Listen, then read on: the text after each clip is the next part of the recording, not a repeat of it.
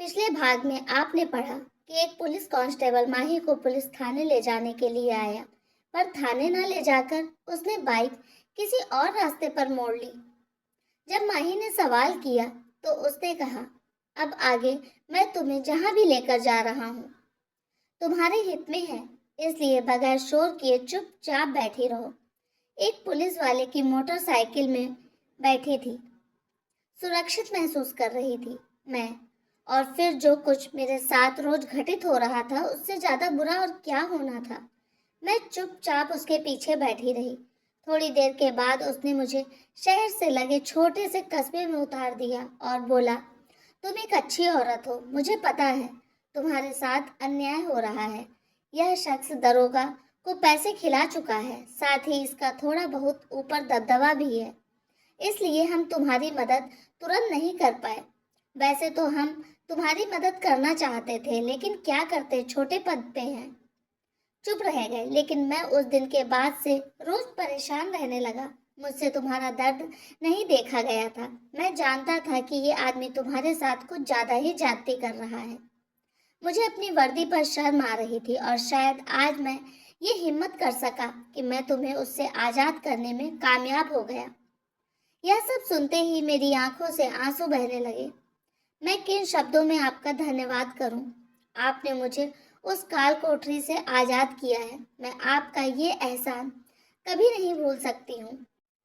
मैंने उनका हाथ पकड़ ये बात कही, कोई बात नहीं, एक इंसान ही दूसरे इंसान के काम आता है।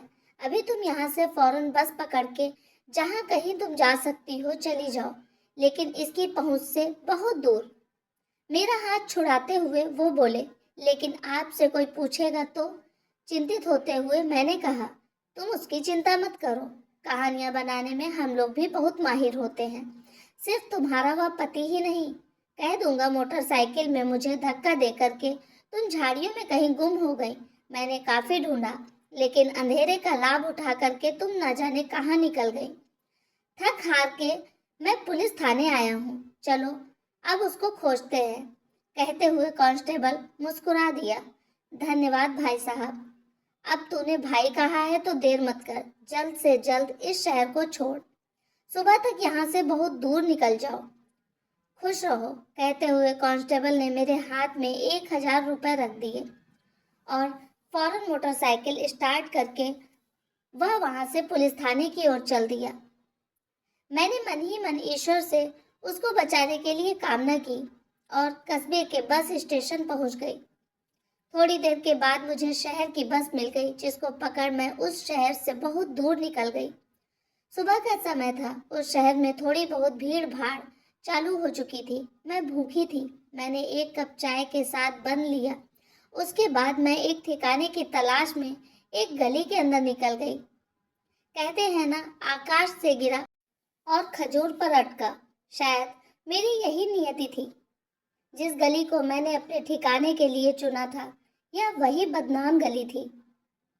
मुझे क्या पता था, एक काल कोठरी से निकलकर मैं दूसरी काल कोठरी की तरफ जा रही थी। रात की जिन चीखों से बचना चाहती थी, वही चीखें एक बार फिर से मेरा पीछा कर रही थी। लेकिन मैं अपने भविष्य से अनजान थी। मैं अपने को सुरक्षित समझ रही थी, लेकिन मैं सुरक्षित बिल्कुल नहीं। मेरी खूबसूरती, जिस पर मैं नाज किया करती थी, यही मेरी सबसे बड़ी दुश्मन बन चुकी थी। रमेश ने भी इसी को आधार लिया था। आज यह गली भी उसी आधार पर मुझे अपने साथ ले चलने को तैयार थी। फिर क्या हुआ? एक मासूम सा प्रश्न था जगत का। होना क्या था? जिस शरीर पर मुझे नाज था, उस शरीर पर एक साथ न जाने कितनी नजरें गड़ गई। इस बदनाम गली की जो बड़ी संचालक थी, यानी पुरानी वैश्या, जिसके जिम्मे यहाँ का पूरा दारोमदार था, उस तक भी मेरी उपस्थिति पहुंच गई। क्या लड़की है, कमसिन काया की मालकिन। सच में हमारे हाथ लग जाए तो इस गली की काया ही पलट जाएगी। संचालक की महिला कर्मियों ने भी बात रखी। अच्छा, इतनी कदर है? आंखें तरेरते हुए वो बोली, हाँ, एक बार आप देख भर लो। अच्छा, तो फिर ठीक है। अरे लज्जो, कम्मो, जरा फार्मूला नंबर 5 लगा कर आओ तो जरा। जी भाई जी, कहते ही दोनों माही की तरफ उड़ चले। और सच बताऊं, अद्भुत कला थी उनके पास। थोड़ी देर की बातचीत में ही उन्होंने मेरे अंदर के सारे दर्द को बाहर निकाल लिया। मेरी व्यथा, मेरे साथ जो कुछ घटित हुआ, न जाने क्यों एक ही मुलाकात में मैं सब कुछ उनके साथ साझा कर बैठी। लेकिन क्यों? क्यों तुमने उन अनजान औरतों पर विश्वास किया? जगत गंभीर होकर बोला। तो क्या करती? मेरे पास इसके अलावा कोई और चारा भी तो ना था। उस भले पुलिस कांस्टेबल के दिए हुए कुछ पैसे थे। नया शहर कितने दिन चलाती मैं उन पैसों को? 2 दिन, 3 दिन। उसके बाद क्या करती मैं? रहने को एक ठौर ठिकाना तो चाहिए ही था ना। कहाँ सर छिपाती? औरत थी, कहीं गली चौराहे पर भी नहीं लेट सकती थी। मैं तुम्हारी मजबूरी समझ सकता हूँ। जगत ने माही की हाँ में हाँ मिलाई। माही ने बात जारी रखी। उनमें से एक औरत बोली, तो बहना, अब तुम कहाँ जाओगी? जहाँ किस्मत ले जाएगी वहीं जाऊंगी। मायूस होकर मैंने जवाब दिया, अरे ऐसे मत कहो। हमारे रहते हुए तुम्हें परेशान होने की कोई आवश्यकता नहीं है। दूसरी औरत बोली, आप लोग मेरी क्या मदद कर सकते हैं? मैंने उन पर विश्वास कर लिया था। मदद हम नहीं करेंगे, अब तुम्हें ही अपनी मदद करनी होगी। मतलब मैं समझी नहीं। मैं आश्चर्यचकित होकर बोली, मतलब यह है कि हम किसी की मदद नहीं करते हैं। हम एक एनजीओ में काम करते हैं जिसमें तुम्हारी और हमारी तरह की मजबूर बेसहारा औरतें ही काम करती हैं। अच्छा, ये सुनना सुखद अनुभव था मेरे लिए। हाँ, सुबह से लेकर के शाम तक वहाँ काम करना होता है और शाम तक हमको 200 से 250 रुपए मिल जाते हैं। अच्छा, काम क्या करना होता है? मैंने पूछा। कुछ खास नहीं, बस हस्त कौशल वाले सामान ही हम लोग बनाते हैं जो कि बाजार में बिक्री के लिए एनजीओ के द्वारा भेजे जाते हैं। वाह, ये तो आसान है। और रहने की व्यवस्था? मैं बोली, हम सभी के लिए एक एक कोठरिया दी जाती है। यानी दिन भर जी तोड़ मेहनत करो और शाम को आराम करो। इतना तो मिल ही जाता है कि हमारा पेट भर जाए और हमारे बच्चों का भी। क्या कह रही हो तुम? मेरी खुशी का उस वक्त ठिकाना न था। मैं चहकने लगी। मैंने ऊपर वाले को धन्यवाद दिया। शायद उसने मेरे लिए 2 रास्ते बंद किए तो एक और रास्ता खोल दिया। मुझे लगा मैं अपनी जिंदगी अच्छी तरह से जी सकती हूँ, तो मुझे भी आसरा दो ना। मैं उन पर विश्वास करके बोली, क्यों नहीं बहन, तुम जैसी बहनों के लिए तो यह एनजीओ खुला है। चले फिर? पहली औरत फौरन बोली, बिल्कुल चल रहे हैं। दूसरी वाली ने हाँ में हाँ मिलाई और उसके बाद मैं उनके साथ साथ उस कोठरी की तरफ बढ़ गई। वे औरतें अब समझ गई कि बिल्कुल सही जगह पर उन्होंने हाथ रखा है, यानी मेरी दुखती नब्ज पर। उन्होंने खुद की औरत होने के नाते मुझे झांसा दिया। कि सच बताऊं, इसके पहले कभी भी मुझे इस तरह के माहौल का कुछ पता न था कि ऐसे बदनाम लोग व ऐसी गलियां भी समाज का सक्रिय हिस्सा होती हैं। आगे आगे वह दोनों और पीछे पीछे मैं चल रही थी। गली धीरे धीरे खत्म होने लगी और एक बड़े से शानदार बंगले के अंदर हम प्रविष्ट हो गए। मैं जड़वत वहां के अजीब से माहौल को देख रही थी। सुबह का वक्त था। सीढ़ियों से उतरती कुछ महिलाएं थकी थकी सी बुझी हुई आंखों के साथ कमरों से निकल रही थी। ऐसा लग रहा था कि वो रात भर शायद जागी थी। एक अजीब सी कशिश उनके चेहरे पर मैं देख पा रही थी। लेकिन उस वक्त मैं थकी थी, मेरा दिमाग काम नहीं कर रहा था, क्योंकि मुझे पहले से बताया गया था कि महिलाओं के लिए बनाई गई जगह है ये, तो यहाँ पर महिलाओं का मिलना स्वाभाविक है। और बुझी हुई आंखें या थकी सी, ये स्वाभाविक सी बात थी। मैं सीढ़ियां चढ़ रही थी कि तभी मुझे ऊपर से 4 या 5 मर्द नीचे उतरते दिखाई दिए, जो मेरे समीप से ही गुजरे। उनके शरीर से एक अजीब सी गंध आ रही थी। मैंने एक पल रुक करके साथ वाली औरत से पूछा, इतनी सुबह सुबह ये मर्द यहाँ क्या कर रहे हैं? यह तो महिलाओं के लिए आरक्षित जगह है ना? बिल्कुल, औरतों की ही जगह है, लेकिन जो मर्द तुमने देखे, ये जिन बड़े साहब का यह एनजीओ है, उनके ही कर्मचारी हैं। हमें दिन भर क्या काम करना है, क्या नहीं करना है, उसका खाका यही लोग तो बनाते हैं। यही बताते हैं कि हमें क्या काम करना है। आखिर हमें काम तो उनके मन मुताबिक ही करना होता है। तभी तो माल बढ़िया बनेगा तभी बिकेगा भी। उस औरत ने बेबाकी से कहा। हाँ, ये बात तो सही है। मैंने बहुत धीमी आवाज में कहा, लेकिन फिर भी मैंने पूछ ही लिया। लेकिन इतनी सुबह सुबह? अरे भाई, मालिक हैं, कभी भी किसी को भी भेज सकते हैं। इसमें हमको और आपको क्या मतलब? वह आए हैं, अपना काम करके जा रहे हैं, हमें परेशान होने की जरूरत नहीं। हाँ, यह बात भी सही है। मैं मन ही मन बुदबुदाई, लेकिन एक छोटी सी शंका मेरे दिमाग में घर कर चुकी थी। वहाँ का माहौल मुझे कुछ अजीब सा लग रहा था। हालांकि मैं निर्णायक अवस्था तक पहुँच नहीं पा रही थी, लेकिन मेरी सोच के हवाई तार कुछ पकड़ने की कोशिश तो जरूर कर रहे थे। तभी एक बड़ा सा हॉल नुमा कमरा आ गया, जिसमें बड़े बड़े झूमर लगे हुए थे, सुंदर सुंदर लाइटें लगी हुई थी। पूरा कमरा एक राजसी ठाट बाट के साथ सजा सामान से सजा हुआ था। सामने वाले सोफे पर एक औरत बैठी थी, जिसके चारों ओर कुछ औरतें उसकी सेवा में लगी थी। वह दोनों औरतें जा करके उस सोफे वाली औरत के पास पहुंच गईं और उसके कान में कुछ बुदबुदाया। अच्छा, तो यही है वो छमिया, वाकई बड़ी खूबसूरत है। यह तो गली में छा जाएगी, हमारा बिजनेस लाखों तक जाएगा। क्या खूबसूरती है, क्या शरीर है इसका, बेहतरीन। वाह, आज पहली बार तुम दोनों ने मेरे मन पसंद का काम किया है। जाओ, आज की रात तुम दोनों की छुट्टी। तुम्हें बगैर कुछ किए ही पूरा पैसा मिलेगा, मौज करो। दोनों ने झुककर उसका अभिवादन किया और मेरी तरफ रुखसत हुई। इनको जानती हो कौन है ये? मैं कैसे जानूं, मैं तो पहली बार मिल रही हूँ। मैंने उनसे कहा। यह है हमारी सरदार। सरदार मतलब? मैं समझी नहीं।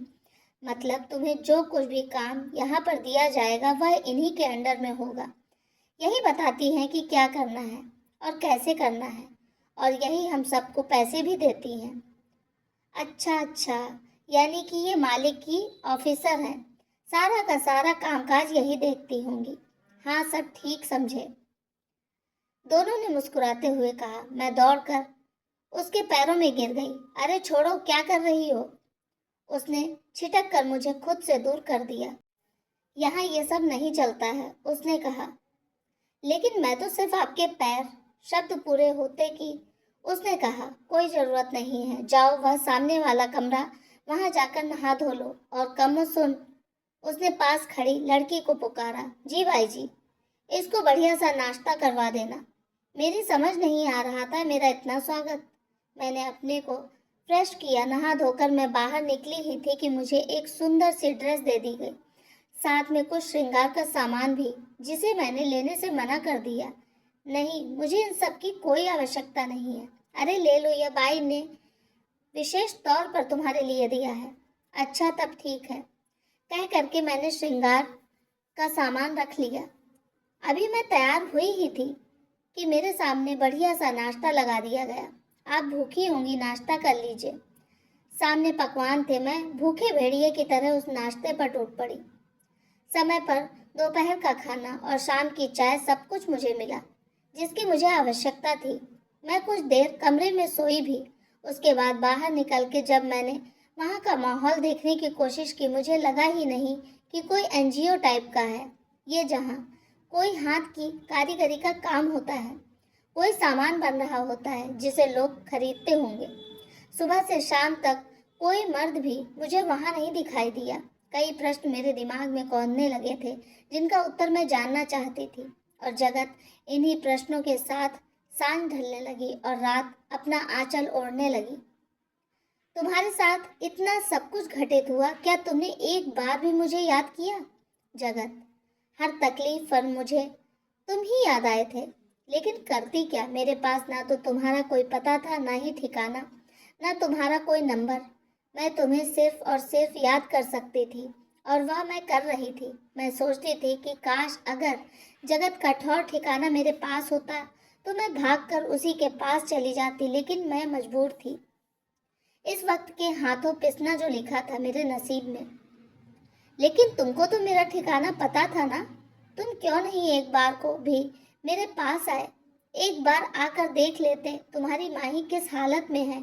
शायद मुझे रमेश के हाथों इतनी यातनाएं न सहनी पड़ती। मैंने बचपन से ही तुम्हें अपना जीवन साथी मान लिया था। हंसी हंसी तुम्हारे साथ चली आती। मुझे कुछ नहीं चाहिए था, सिर्फ और सिर्फ तुम्हारा प्यार, लेकिन तुमने पीछे मुड़कर एक बार भी नहीं देखा। जगत ने यह बात सुनते ही अपना सर झुका लिया। शायद माही सही बोल रही थी, लेकिन जगत ना बता सका कि समय की लहर उसे भी इतनी तेजी से आगे बढ़ा रही थी कि पीछे देखने का ना तो उसके पास मौका था और ना ही दुस्साहस। लेकिन इतना अवश्य था कि जीवन की उस दौड़ में भी माही की अनमोल यादें उसके साथ हमेशा थी। तुम सही कह रही हो, लेकिन शायद मेरी कुछ मजबूरियों ने मेरे कदम रोक रखे थे। लेकिन माही, तुम्हारे प्रति मेरा समर्पण, मेरा प्रेम बचपन से जिंदा था और आज भी जिंदा है। मैं तुम्हारे पास नहीं आ सका, उसके कुछ ऐसे कारण रहे जिन पर चर्चा करना इस वक्त शायद बेवकूफ़ी होगी। और अब तो तूफान निकल भी चुका है। तुम्हारे जीवन को जितना रौंदना था रौंद भी चुका है। अब सिर्फ और सिर्फ तूफान के बाद की शांति तुम्हारा इंतजार कर रही है। एक नया सवेरा तुम्हारी ओर देख रहा है। मतलब? माही ने पूछा। मतलब मैं आज भी तुमसे उतना ही प्रेम करता हूँ जितना करता था। तुम ही मेरा पहला और आखिरी प्यार हो। लेकिन जगत, अब मैं तुम्हारे लायक शायद नहीं हूँ। क्यों? क्यों नहीं हूँ? अगर जंगल में कोई भेड़िया किसी हिरन पर कुछ पंजे लगा दे तो इसमें उस हिरन की को तो कोई गलती नहीं। और उन पंजों के निशान के साथ क्या वो हिरन अपना शेष जीवन चलाता नहीं है? कुछ इसी तरह वक्त ने भी तुम्हारे ऊपर कुछ पंजों के निशान छोड़ दिए हैं, और यही वक्त उन पंजों के निशानों को खत्म भी करेगा। बस कोई ऐसा आदमी तुम्हारे साथ चलने को तैयार हो जो तुम्हारे शरीर से नहीं तुमसे प्रेम करता हो, और वो मैं हूँ, तुम्हारा जगत। माही की आंखें नम हो गई।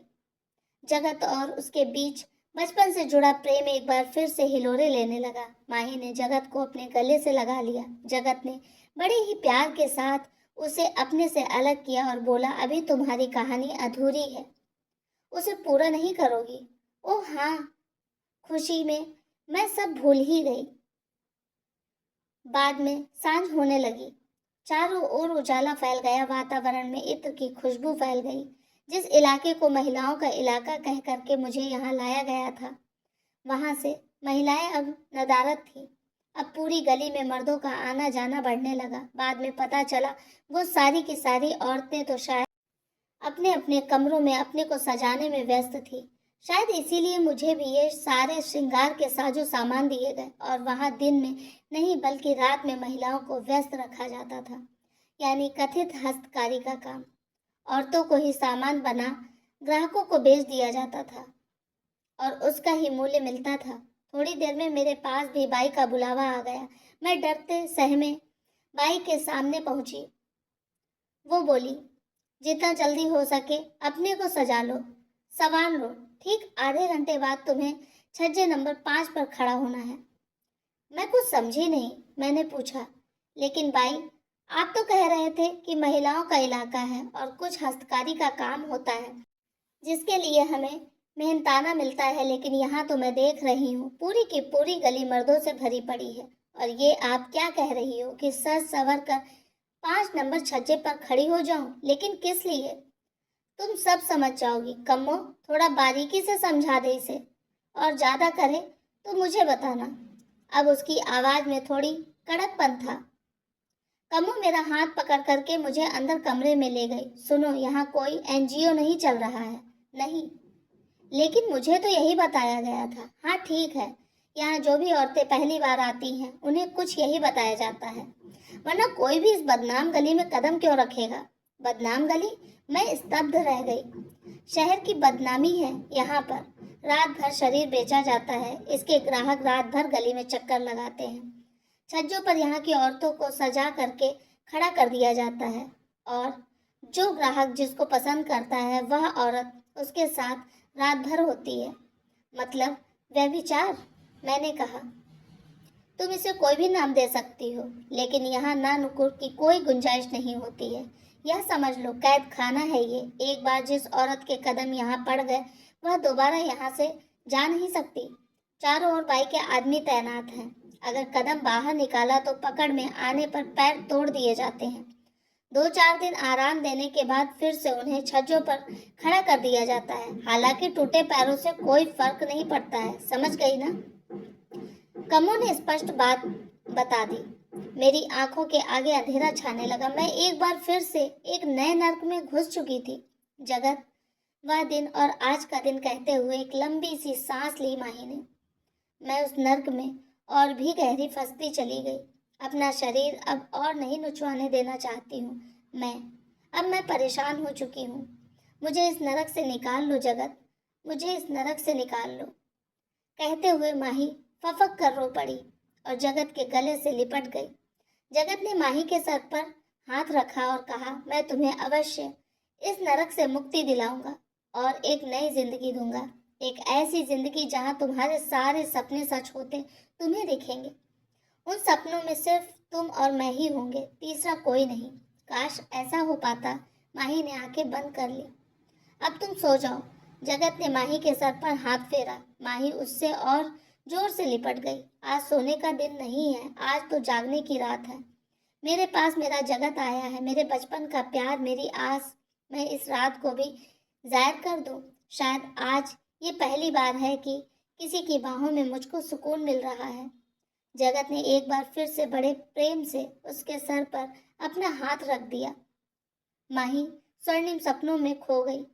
शायद जगत के साथ ने उसे एक नई उम्मीद दिखा दी थी, लेकिन जगत, उसका दिमाग कहीं और चल रहा था। वह सोच रहा था कि कैसे माही को इस नर्क से मैं कहीं दूर ले जा सकूं, क्योंकि वह जानता था एक लड़की का इस नर्क में आना तो काफी आसान होता है, लेकिन यहाँ से निकलना उतना ही मुश्किल। और फिर उसकी खुद की तो कोई औकात भी नहीं है। जगत की बाहों में सिमटी माही को पता न चला कब सवेरा हो गया। मुर्गे की बांग ने इस बात का एहसास दिलाया कि बस मुलाकात का वक्त खत्म हो चुका है।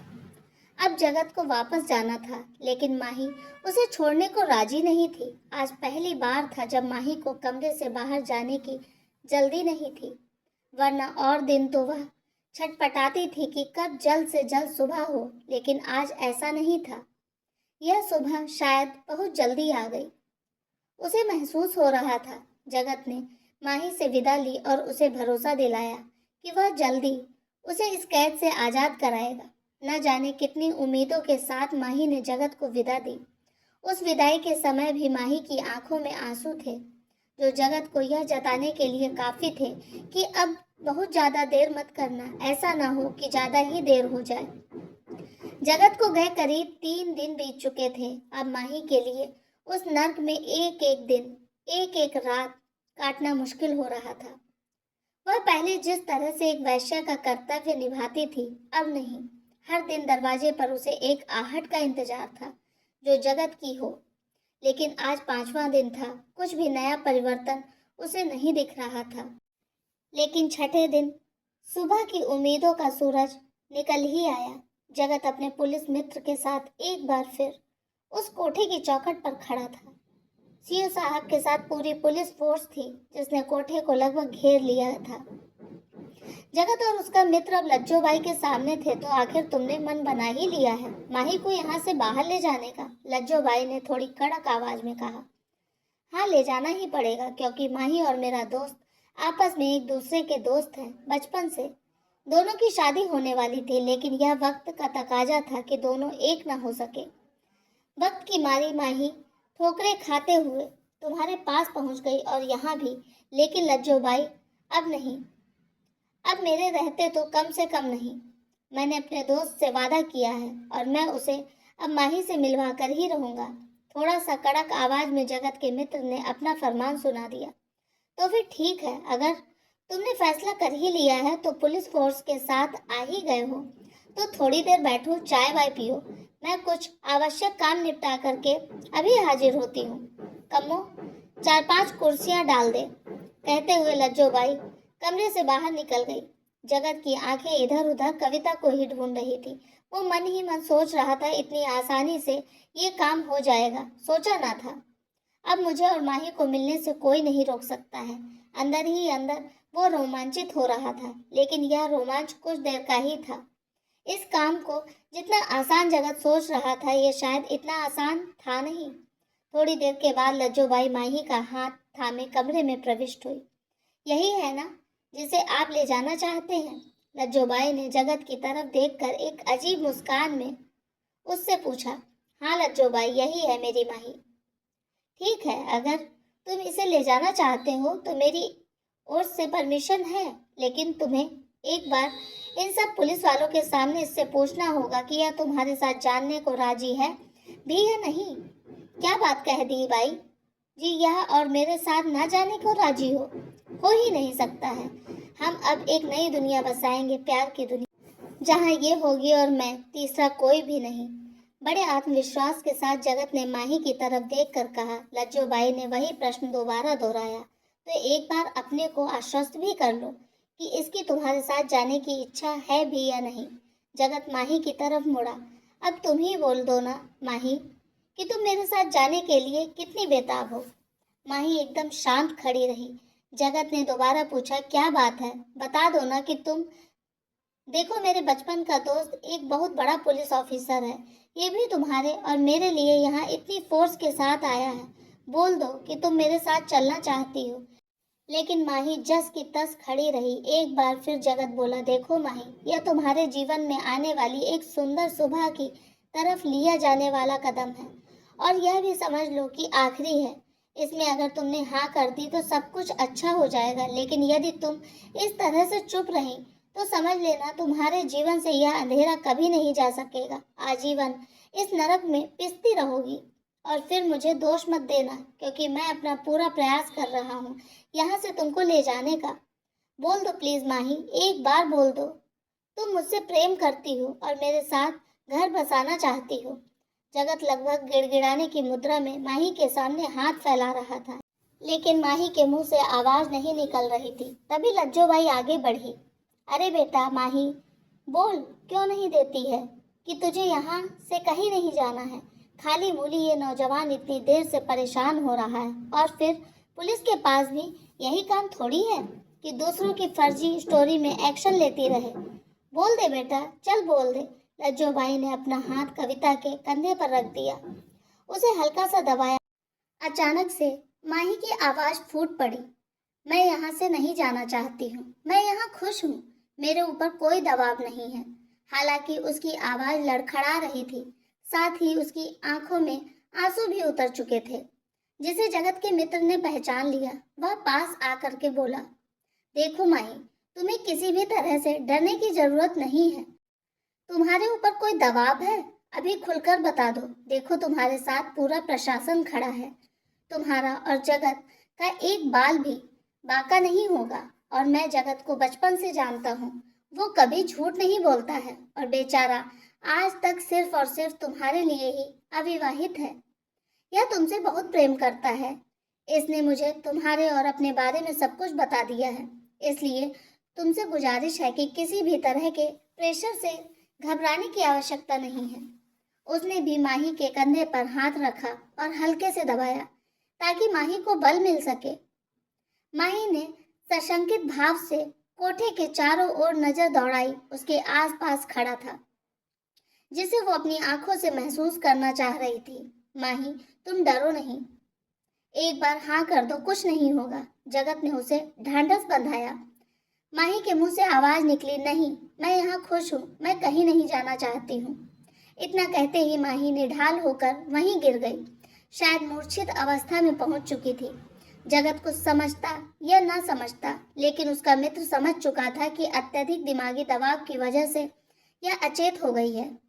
इसका सीधा सा मतलब यह था कि माही के ऊपर ज्यादा ही मानसिक दबाव डाला गया था, या उसे एक खौफ के दलदल में फंसा दिया गया था, जिससे वो निकलना तो चाहती थी, लेकिन बार बार उसी में और धंसती चली जा रही थी।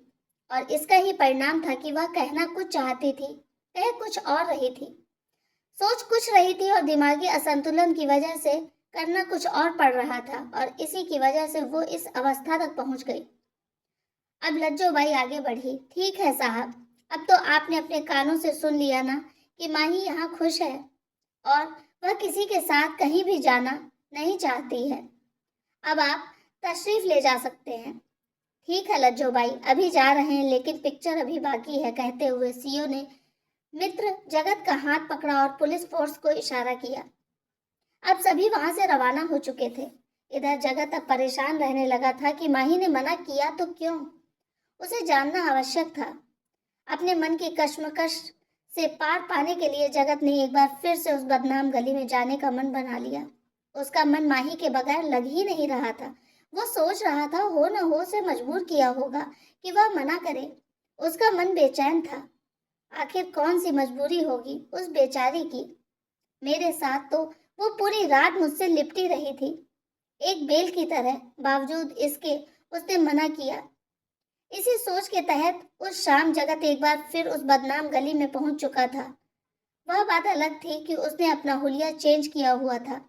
आज क्लीन शेव की जगह उसने आर्टिफिशियल मूछें लगाई थी, आंख में कॉन्टैक्ट लेंस लगाए थे, बालों को दूसरी तरीके से कंघा किया था। यानी कोई भी इस वक्त उसको देख कर कह नहीं सकता था कि जगत है।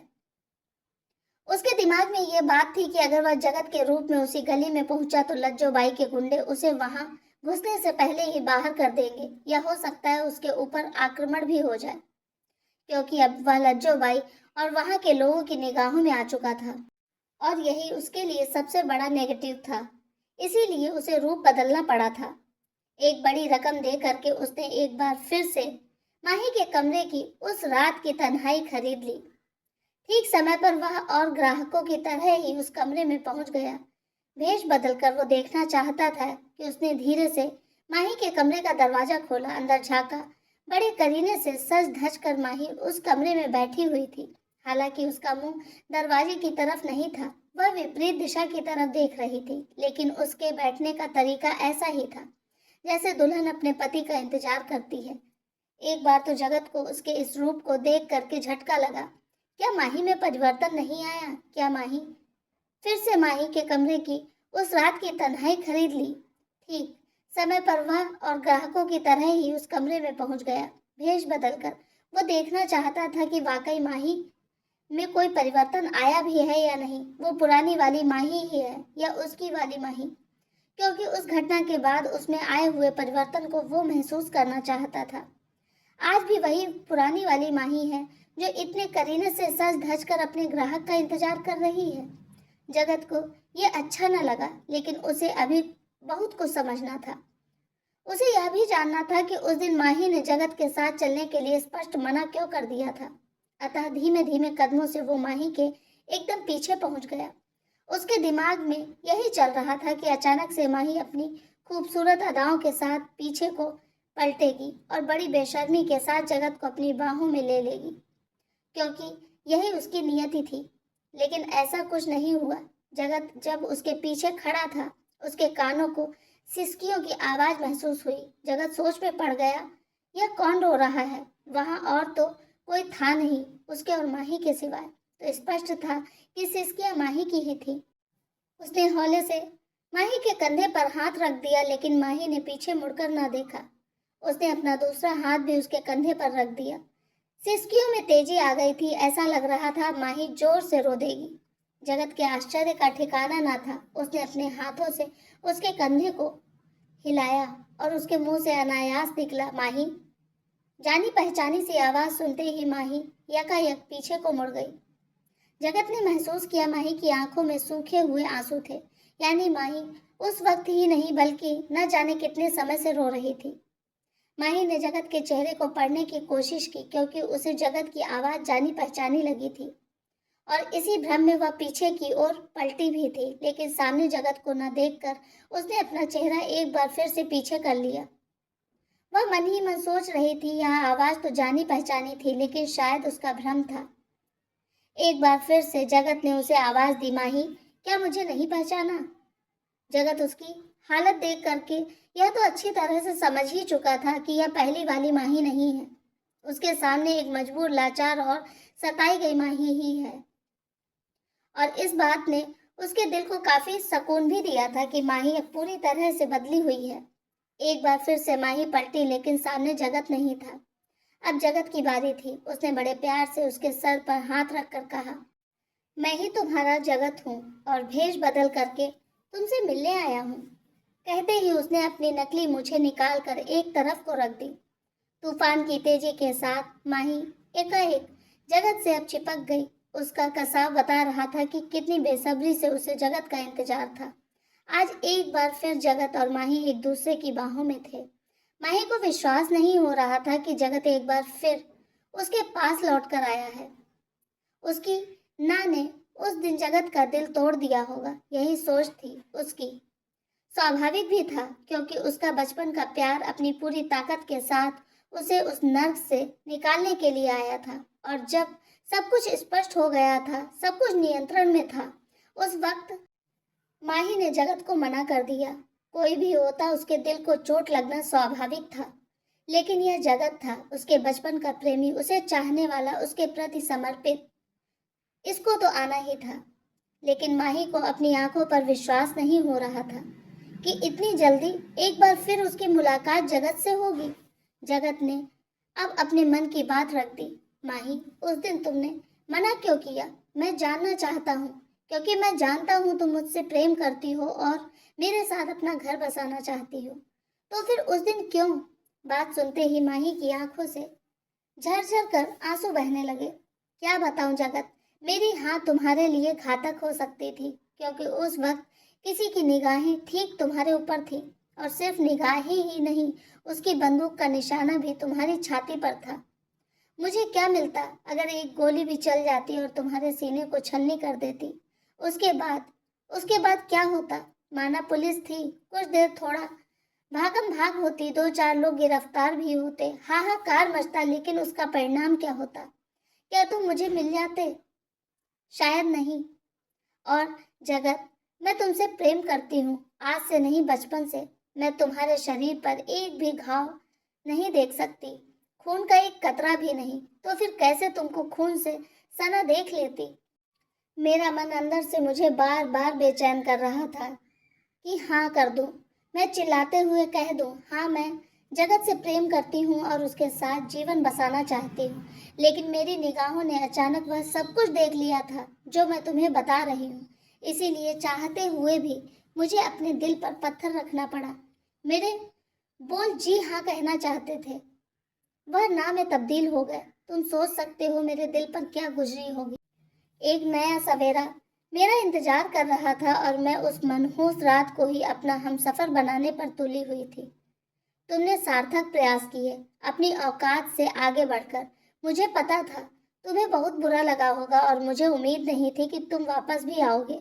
लेकिन मेरा विश्वास कहीं ना कहीं मुझसे कह रहा था, नहीं, मेरा जगत आएगा, जरूर आएगा। मैं तुमसे माफी चाहती हूँ उस दिन के लिए। कहते हुए माही एक बार फिर से जगत से चिपक गई। जगत ने बड़े प्रेम से उसके सर पर हाथ फेरा और बोला, तुम्हारी जगह अगर मैं भी होता तो शायद यही करता। तुमने जो कुछ किया वह एक सच्चा प्रेमी ही कर सकता है। मेरे मन में बहुत कुछ था, लेकिन अब नहीं। मुझे गर्व है तुम पर। कहते हुए जगत ने भी माही को अपने सीने से लगा लिया। जगत बड़े प्रेम के साथ माही के चेहरे को पढ़ रहा था, अपने हाथों से उसके चेहरे पर प्रेम की मलहम लगा रहा था। एक बार फिर से दोनों का प्यार जवां हो चुका था। हालांकि उन दोनों का दायरा सीमित था। एक दूसरे की तकलीफ, दुख एवं एक दूसरे के हसीन पल साझा करने में उन दोनों को कब सुबह हो गई पता न चला। अब जाना तो था ही, लेकिन बिछड़ने की कोशिश अब दोनों के चेहरे पर स्पष्ट दिखाई दे रही थी, क्योंकि अब वे दोनों अब और बिछड़ना नहीं चाहते थे। इन्हीं पलों के बीच माही ने जगत से पूछ ही लिया, क्या सोचा है? क्या ऐसे ही मिलने के लिए आते रहोगे या फिर कुछ और? कुछ और? जगत ने बेबाकी से कहा, क्या कुछ और? माही ने पुनः पूछा, पता नहीं।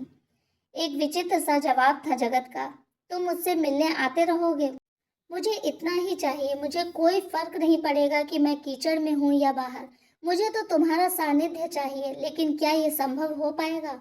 और फिर जो मुझ पर दाग लगे हैं, जिस जिंदगी में मैं सनी हूँ, यहाँ रही तो ये दाग और भी गहरे होते जाएंगे, और एक समय ऐसा भी आ सकता है शायद तुम्हें भी इन दागों से घृणा होने लगे। नहीं माही, ऐसा कभी नहीं होगा। जगत ने माही के होठों पर उंगली रख दी। फिर तुम क्या करोगे? कुछ हटके कहते ही जगत उठकर उस कमरे से बाहर जाने लगा। दरवाजे पर पहुंचा ही था कि पीछे से दौड़ करके माही ने उसे एक बार फिर से सीने से लगा लिया। जगत, जो कुछ भी सोचना है जल्दी सोचना। अब यह दूरी बर्दाश्त नहीं होती है, यहाँ मुझे घुटन होती है। अचानक से जगत पलटा। उसने अपनी जेब में रखी तेजाब की छोटी सी बोतल खोलकर कुछ छींटे उसके मुंह पर मार दी। उसके चेहरे पर तेजाब की कुछ बूंदें पड़ते ही माही तिलमिला उठी। उसे असीम दर्द होने लगा, छटपटाने लगी थी वो, लेकिन जगत वो एक पल को भी वहां न रुका। तेजी के साथ उसने उस बदनाम गली को फौरन ही छोड़ दिया। थोड़ी ही देर में उस कोठे में अफरा तफरी मच गई। सबने कविता को घेर लिया और उसे फौरन हॉस्पिटल पहुंचा दिया। लज्जो बाई कुछ ज्यादा ही परेशान थी, क्योंकि इस गली की शान माही ही तो थी। जितने भी ग्राहक यहाँ चक्कर लगाते थे, उनमें एक बहुत बड़ा प्रतिशत माही की खूबसूरती का दीवाना था। और आज सब कुछ खत्म होने वाला था। जिस चेहरे की चाहत में लोग यहाँ खींचे चले आते थे, वो चेहरा अब दिखाने योग्य भी ना था। अब ग्राहकों की भीड़ का क्या होगा, सोच सोचकर लज्जोबाई तिलमिला उठी थी। उधर हॉस्पिटल में माही का इलाज चल रहा था। लज्जोबाई जानना चाहती थी कि किसने उसका ये हाल किया, लेकिन पूछना बेकार ही था, क्योंकि यह तो एक बाजार था। बाजार में लोग सामान खरीदने आते हैं और चले जाते हैं। कोई अपना नाम, पता, फोन नंबर देकर थोड़े ही जाता है, और जो कोई बताता भी है वो गलत ही बताता है। तो ऐसे में किसने किया, क्यों किया, पूछने का तो कोई सवाल ही नहीं था। इस वक्त लज्जोबाई सिर्फ और सिर्फ माही का इलाज कराने में लगी थी। उसने डॉक्टर से स्पष्ट पूछ लिया था कि क्या माही के चेहरे से धब्बे मिट सकते हैं। डॉक्टर ने भी स्पष्ट जवाब दिया। हालांकि तेजाब की मात्रा बहुत कम है, उनके चेहरे को बहुत ज्यादा क्षति भी नहीं पहुंची है, लेकिन फिर भी 2-4 स्पॉट तो रह ही जाएंगे, जिन्हें मिटाने के लिए महंगा इलाज करवाना पड़ेगा। लज्जोबाई का सपना टूट गया। वो उदास थी। अब कोई भी उम्मीद बाकी न थी। अस्पताल के चक्कर लगाना अब बेकार ही था। उसने हॉस्पिटल का पूरा खर्चा जमा किया और अपने सारे गुर्गों के साथ वापस अपनी गली में चली आई। यानी उसे अब माही की कोई आवश्यकता नहीं थी, क्योंकि उस गली को खूबसूरत चेहरों की आवश्यकता थी, न कि माही जैसे दागिल चेहरे की। आज माही को करीब 1 हफ्ता हॉस्पिटल में हो गया था। लज्जोबाई भी अब जा चुकी थी। अब माही को कोई भी देखने के लिए नहीं आता था। अस्पताल को अपना पूरा पैसा मिल चुका था। वह भी अपनी फॉर्मेलिटी पूरी करने में लगा था। माही के लिए उस दिन अचानक दरवाजे पर कोई अनजान शख्स प्रकट हुआ तो माही से मिलना चाहता था। नर्स ने इशारा किया, कमरा नंबर बता दिया। वह शख्स अपने धीमे कदमों के साथ माही के कमरे पर पहुंच गया और उसके सामने बैठ गया। माही का मुंह दूसरी तरफ था। उसने अपना हाथ माही की पीठ पर सर रख दिया। एक जाने पहचाने स्पर्श को महसूस कर माही एकदम से पलटी और यकायक उस शख्स से चिपट गई। उस शख्स ने भी माही को अपने सीने से लगा लिया। ज्यादा दर्द तो नहीं हुआ? उस शख्स ने पूछा। दर्द हुआ, लेकिन जो दर्द मैंने जिंदगी में सहे हैं, उसके सामने यह दर्द कुछ भी नहीं था। मुझे माफ कर देना, मेरे पास और कोई रास्ता नहीं था तुम्हें अपनी जिंदगी में शामिल करने का, क्योंकि मैं देख चुका था लज्जोबाई के नाम का ग्रहण तुम्हारे जीवन में पूरी तरह से लग चुका था। मैं लाख कोशिश करता, पुलिस का सहारा भी लेता, कानून का सहारा लेता, लज्जोबाई तुम्हें एक बार मेरे हवाले कर तो देती, लेकिन बिल्ली के मुंह से छीना गया टुकड़ा पाने के लिए वो एक बार तो प्रयास करती ही है। और फिर उसके पास जितनी पॉलिटिक पावर है, जितनी पैसों की ताकत है, वह तुम्हें हमें चैन से जीने नहीं देती। मैं समझती हूँ, माही ने सिसकते हुए कहा। तुम्हारी खूबसूरती ही तुम्हारा अभिशाप बन रही थी, और मेरे तुम्हारे मिलन का रोड़ा आज भी और आगे भी वही खूबसूरती हमारे प्रेम के बीच बाधक बनती। माना आज तुम्हारे पास खूबसूरत चेहरा नहीं है, लेकिन एक खूबसूरत दिल तो है, जिसका मुझे बरसों से इंतजार था और आज भी है। मेरे मन में तो बचपन से तुम सदा बसी हो। इस चेहरे की मेरे लिए कोई कीमत नहीं है। मेरे लिए कीमती तुम हो, तुम्हारा सानिध्य है, तुम्हारी चाहत है। कहते हुए जगत ने माही को अपनी बाहों में भर लिया। तुम यहाँ से अब सीधे मेरे साथ चलोगी। हम यह शहर छोड़ देंगे और एक नए शहर में एक नई जिंदगी शुरू करेंगे, जहाँ हमें किसी का कोई डर नहीं होगा, ना ही समाज का, ना ही लज्जोबाई जैसे राक्षसों का। वहाँ होगा तो सिर्फ एक प्रेम से सजा हुआ एक आंगन, तुम्हारा और मेरा। और मैंने पहले ही डॉक्टर से बात भी कर ली है। तुम्हारा आगे का इलाज भी हम वहीं करेंगे। माही रोमांचित हो उठी। उसने जगत को और तेजी से कस लिया और उसके मुंह से अनायास निकला, मुझे नहीं पता था जगत, तुम्हारा दिया ये छोटा सा दर्द मुझे जीवन भर के दर्दों से मुक्ति दे देगा। जगत, वाकई तुम अनमोल हो। तुम्हारा प्रेम पवित्र है, तुम्हारा दिल बेहद मासूम है, बिल्कुल अनछुआ सा। तो दोस्तों, आपको ये जगत और माही की कहानी कैसी लगी, हमें कमेंट में ज़रूर बताएं। चैनल पे नए हो तो प्लीज़ सब्सक्राइब करें मेरे चैनल को। धन्यवाद।